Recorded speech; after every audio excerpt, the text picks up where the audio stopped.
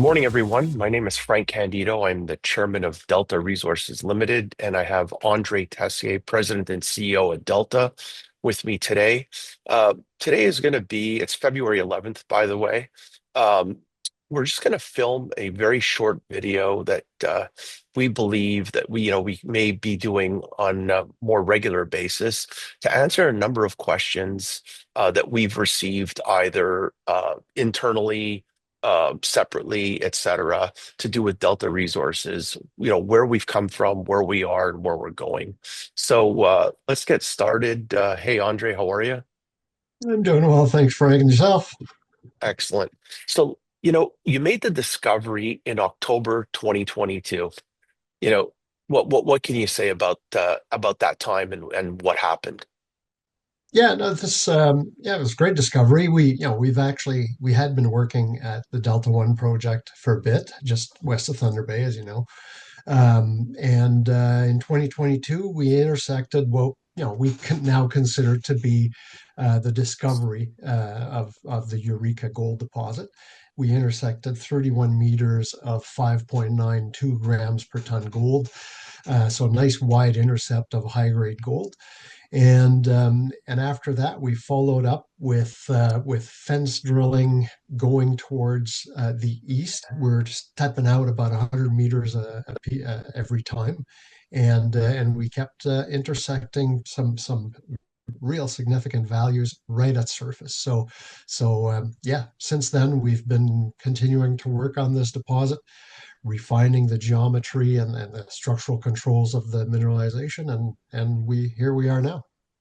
So at the end of 2023, we released a 3D block model. It's a non-43 101 sort of resource calculation, but it was an internal resource calculation, if we can say that. And at that point, we had drilled about 26,000 meters in total, which included even the early exploration holes. And I think we followed the structure for about 2 kilometers and down to about 250 meters. What can you say about that 3D block model at that point in time? Yeah, no, you're right. What we did is at the end of 2023, we wanted to know where we were at, really, like how big was this thing? And so internally, we calculated, with the state of the art, resource type of calculation. So it's not a 43-101 because the spacing between the drilling is a little bit too wide in certain section of the deposit. So at this point, we're just calling it a mineral inventory, and I think the TSX wants to refer to it as a target. But yeah, we're looking at anywhere between 1.2 million ounces to 2.2 million ounces at grades anywhere between 1.05 to 1.27, I believe. So that was extremely encouraging, especially considering that it was right at surface and that there's a core to this deposit that is higher grade that would have a strip ratio of virtually zero, and again, right at surface, right next to the Trans-Canada Highway. So really, that's why we did it, and we want to update that now because we've done since our 2024 drilling, and we're starting to drill this year, so we'll update that fairly shortly. Okay, so now we move forward and now we go to the end of 2024, which almost brings us to the present, where we added another approximately 10,000 meters, and we've extended the strike now to 2.5 kilometers. And now we've gone as deep as 300 meters, which is virtually the extent of, the depth of an open pit mine. What can you comment on the drilling that happened since, we released that 3D block model to the end of 2024? Well, the new drilling in 2024 has actually extended the deposit, so we're looking at a larger footprint at this point. The important thing is, when we drilled this in 2024, the objective, we know this is going to be an open pit, and the objective was to increase the footprint, taking into account the limitations of an open pit, i.e., about 300 meters vertical. So what we did is we continued to expand the deposit to the east and to the west, and we drilled as deep as what we think an open pit would likely be at about 300 meters. And we're still in mineralization. The mineralizing system is still wide and intense, so we're confident that we can continue in that route. Okay, so now we're getting to the present. We've got about $5 million in the bank. We've announced and started actually drilling a few weeks ago a 10,000 meter new campaign. We're already within that campaign, a few holes into that campaign. So, what is the objective now of this campaign? Well, we've started drilling on January 15th, sorry, and we've currently completed 3 drill holes. The plan is to start with about 10,000 meters strictly on the Eureka deposit, and the objective is really to show how big this mineral inventory could be. So at this point, we know it extends to 300 meters. So we want to see, is this a system that we can compare or continue to compare with the Canadian Malartic deposit, for example? We've in the past made that comparison because the geological setting, the style of mineralization, the style of rocks are very similar, and of course, the Canadian Malartic deposit extends to several kilometers of depth. So we want to see if that potential is there, and with the refined or every time we drill, we gain knowledge with that deposit. So we become more and more familiar with it, and we're confident that we've refined the model to the point now where we can drill and have a drill holes that are going to be significantly better grade at depth, and we're going to continue along strike. So really the objective is to increase the mineral inventory and prove to the markets that this could be a 5 million ounce or more deposit. We know the system is large, we know the system is intense and multi-phase. So I think this is the time. This is a time to do this and to show investors just how big this thing can be.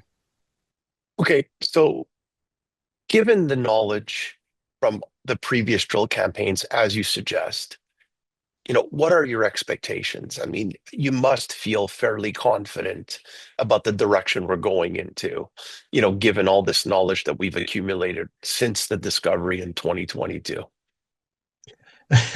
Well, expectations, what the hopes and the expectations can be different, but honestly, I think at this point, if we drill some of these deep holes, and if we continue drilling on strike and are able to show that at least the system is still there and that the anomalous gold is still there, what we would have proven there is that because the system's still there, there's still room for expanding this deposit.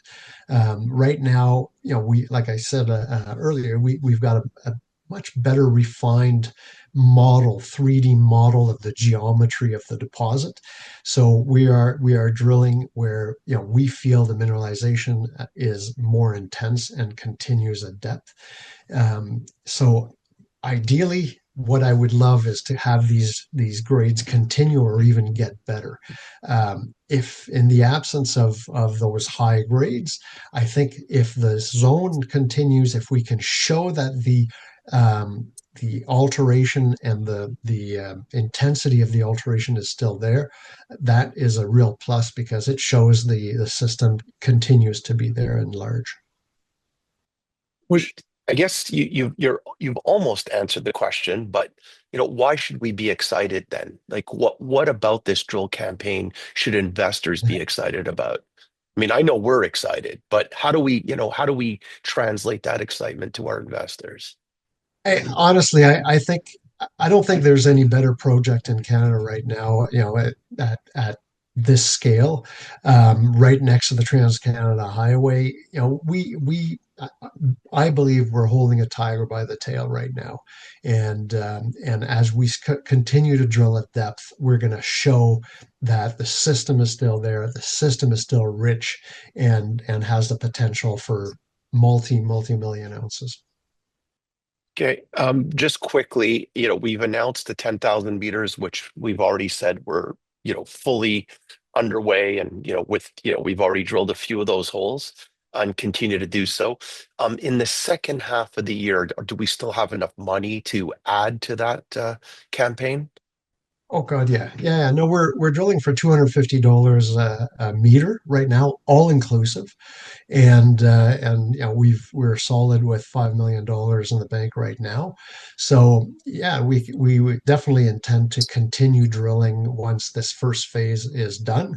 The idea is, again, as you drill, you learn more and more about the deposit. We consider the first phase as a learning curve, and we will continue to drill in a second phase to continuing to understand this deposit and to prove some more. So yeah, there's lots of room. We're doing some additional exploration. We're doing some IP surveys to refine some targets as well.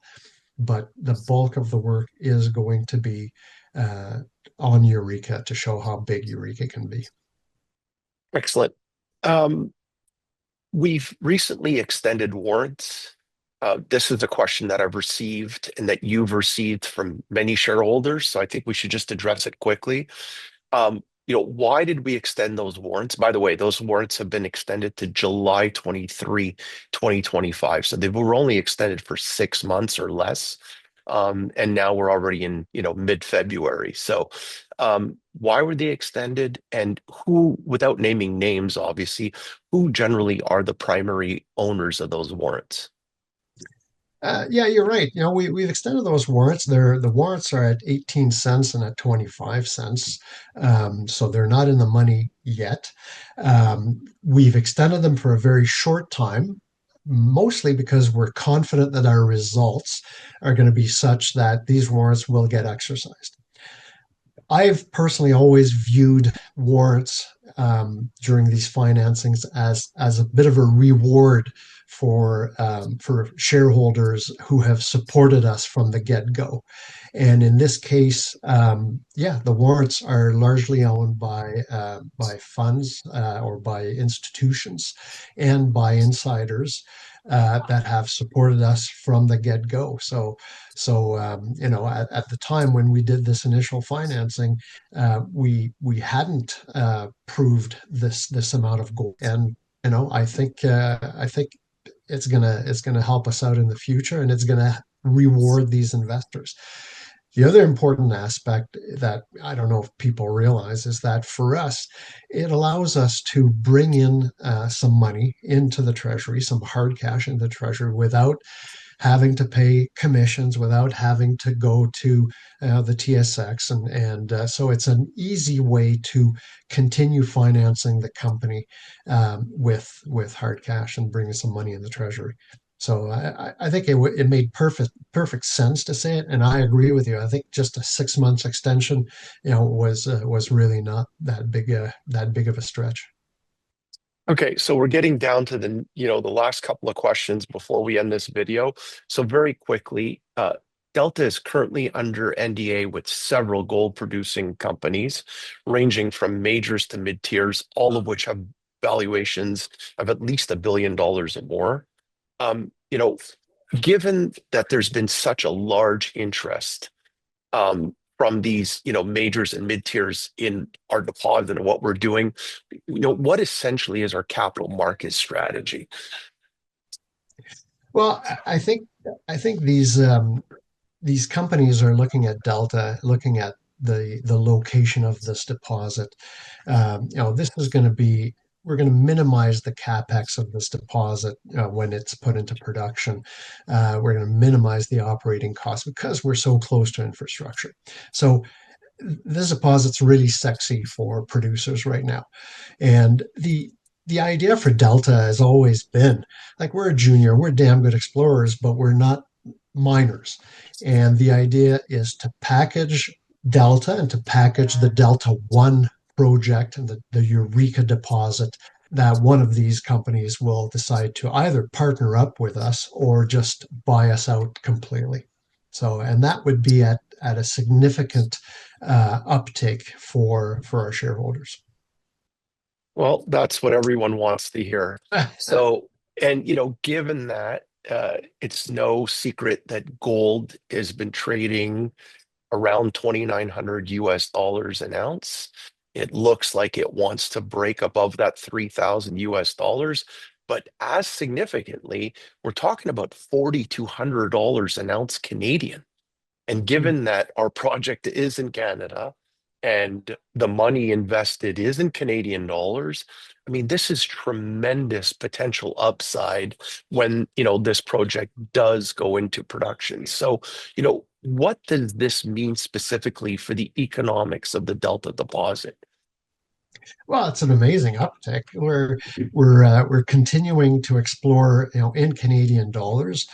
The price of exploration or the cost of exploration has not really risen that much, and certainly has not risen as fast as the price of gold. And we're exploring in Canadian dollars when the time comes to mine this deposit, because we still believe that eventually this deposit will be mined. It's the same thing. The costs are in Canadian dollars, but the revenue will be translated into US dollars. So it's definitely a big advantage to have the price of gold like this just skyrocket. And like you say, we hope it's continuing. We don't have a crystal ball, and I've never counted on this, but in the end, it's just a bonus. And the timing, it makes for perfect timing, really, for a major or an intermediate to come in.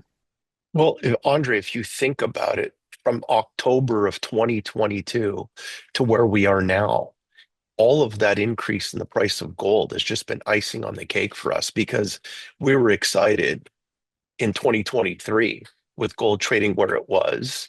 And, we just keep getting more excited as gold continues to go upwards. So listen, I heard a few things during this video that I will just want to end on. I heard Tiger by the tail. I heard Malartic. I heard, how excited you are, we are in terms of where we're going. I heard significant value for shareholders, given the large interest from institutions. I mean, these are all very positive. We've got results that are going to come out over the next number of months, lots of news. And it should be quite an interesting 2025 for Delta. So listen, Andre, thanks again. I think this was very useful. On behalf of yourself, myself, and the entire Delta team, we want to thank all of our shareholders and your continued interest in Delta Resources. Thank you and have a great day. All right, thanks, Frank.